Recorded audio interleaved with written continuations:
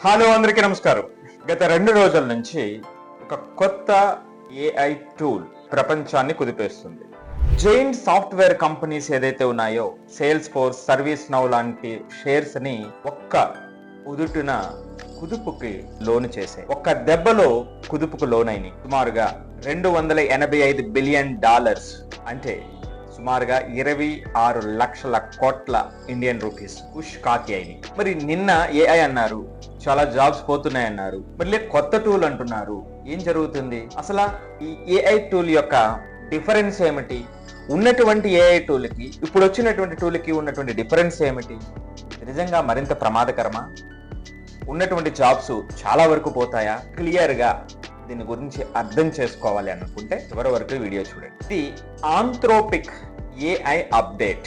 Claude Cowork అని వీళ్ళు చెప్తున్నటువంటిది ఏమిటంటే, ఏఐ డిజిటల్ కోవర్కర్ అనే పేరు మీద ఆంథ్రోపిక్ కంపెనీ రిలీజ్ చేసినటువంటి కొత్త టూల్స్ ప్రపంచాన్ని కుదిపేసినాయి. వీటి డిఫరెన్స్ ఏమిటి అంటే, ఈ క్లాడ్ కోవర్క్ అనేది ఇదివరకు ఉన్నప్పటికీ కూడా ఇప్పుడు స్పెసిఫిక్ గా కొత్తగా 11 ప్లగిన్స్ రిలీజ్ చేయడం జరిగింది. ఏంటి 11 ప్లగిన్స్ అంటే, డిఫరెంట్ కేటగిరీస్ లో 11 డిఫరెంట్ కేటగిరీస్ లో productivity, enterprise search, marketing, sales, data, customer support, finance, legal, product management, ఇలా 11 డిఫరెంట్ కేటగిరీస్ లో ప్లగిన్స్ ని రిలీజ్ చేయడం జరిగింది. సో ఇది చేయటం వల్ల నిన్నటి వరకు ఉన్న ఏఐ ఇప్పుడు కొత్తగా రాబోతున్నటువంటి ఈ కొత్త plugins Claude Cowork AI digital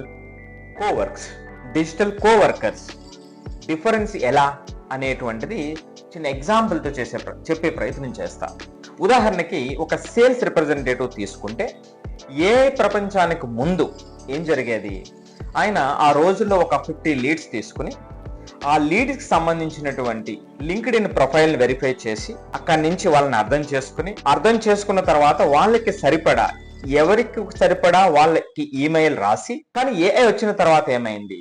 50 leads తీసుకోవటం, లింక్డ్ఇన్ లో సెర్చ్ చేయటం, ఆ తర్వాత వాళ్ళకి ఈమెయిల్స్ రాసేటప్పుడు ఏఐని ఉపయోగించి చాలా తక్కువ సమయంలో ఈమెయిల్స్ ని రాయటం, ఆ తర్వాత కాల్ చేయటం. ఇది ఏఐ ప్రపంచంలో కొత్తగా తగ్గినటువంటి పని. ఇప్పుడు క్లాడ్ కోవర్క్ వల్ల వచ్చేటువంటి బెనిఫిట్ ఏమిటి?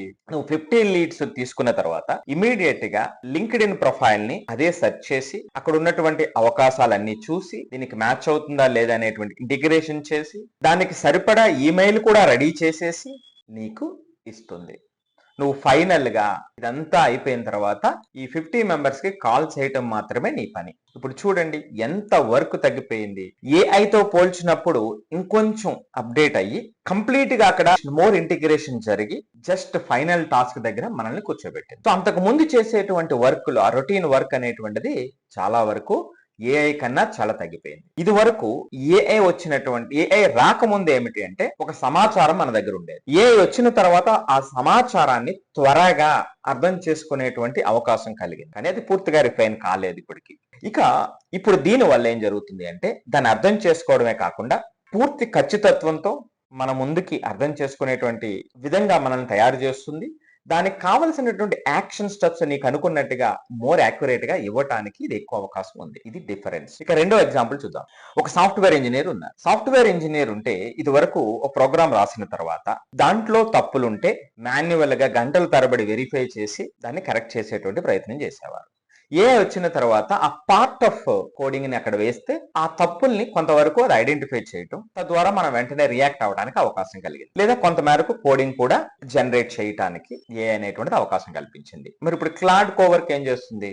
ఇది ఏఐలో పార్ట్ ఆఫ్ కోడింగ్, అంటే దానికి లిమిటేషన్స్ ఉన్నాయి. ఇప్పుడు దీనికి వచ్చేటప్పటికి పూర్తిగా ప్రాజెక్ట్ ని అర్థం చేసుకుని కంప్లీట్ కోడింగ్ ని పూర్తి ఖచ్చితత్వంతో ఇవ్వటానికి అవకాశం ఉంది అనేటువంటిది ఇప్పుడు ఈ టూల్ యొక్క ప్రత్యేకత. అది చెప్తున్నటువంటిది. ఇప్పుడు అదే ఫైనాన్షియల్ రిపోర్ట్స్ తీసుకుంటే, ఒక ఎక్సెల్ షీట్ తీసుకుని ఫైనాన్షియల్ రిపోర్ట్ దాన్ని మాన్యువల్ గా అండర్స్టాండ్ చేసి ఆ స్టాటిస్టిక్స్ అన్ని తీసుకుని ఆ తరువాత ఆ రిజల్ట్ అంతా క్రోడీకరించిన తర్వాత దాన్ని మరలా ప్రొజెక్ట్ చేయడానికి చాలా వర్క్ చేస్తూ ఉండేటువంటి వాళ్ళు ఇది వరకు. కానీ ఏఐ వచ్చిన తర్వాత ఈ డేటానంతా ఈజీగా మనం చదవటం, చాలా ఇన్పుట్స్ వెంటనే తెచ్చుకోవటం, ఆ తర్వాత మరలా ప్రొజెక్ట్ చేయటానికి ఏఐని ఉపయోగించి చేస్తూ ఉండేవాళ్ళం.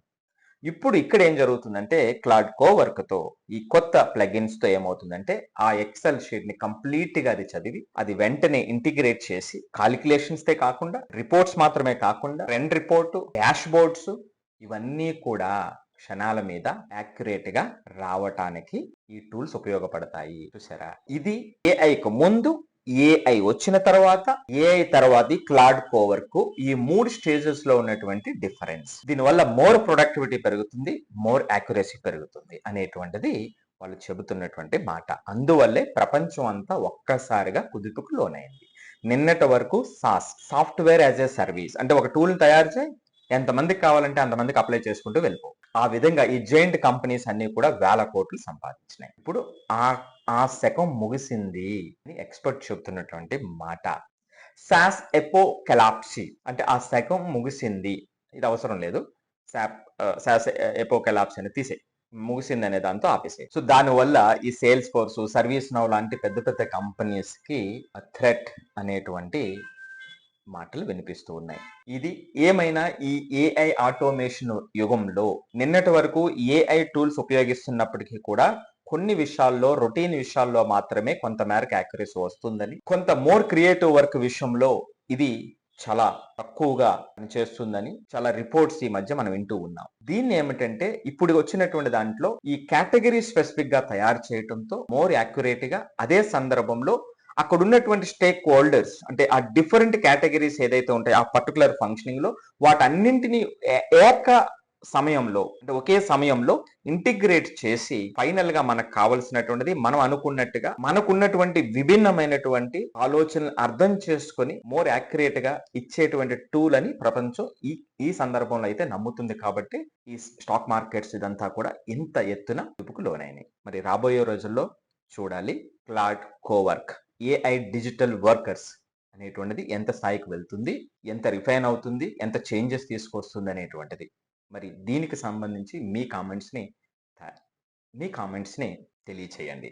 ఏదేమైనప్పటికీ నేను ఎప్పుడు చెప్పేటువంటి విధంగా ప్రపంచం మారుతూ ఉంటుంది, వేగంగా మారుతుంది, అతి వేగంగా మారిపోతూ ఉంటుంది. ఆ మార్పులు మన చేతిలో లేవు. కానీ ఏ మార్పు వచ్చినా సరే దాన్ని ఎదుర్కొనేటువంటి మైండ్ సెట్ మాత్రం మనం తయారు చేసుకోగలం. దానికి మాత్రమే మన పిల్లల్ని తయారు చేయటం, మనం తయారవటం అనేటువంటిది మన ముందున్నటువంటి కర్తవ్యం. మరి మీరు ఏకీభవిస్తారా? ఏమంటారు ఈ విషయంలో? Thank you for watching.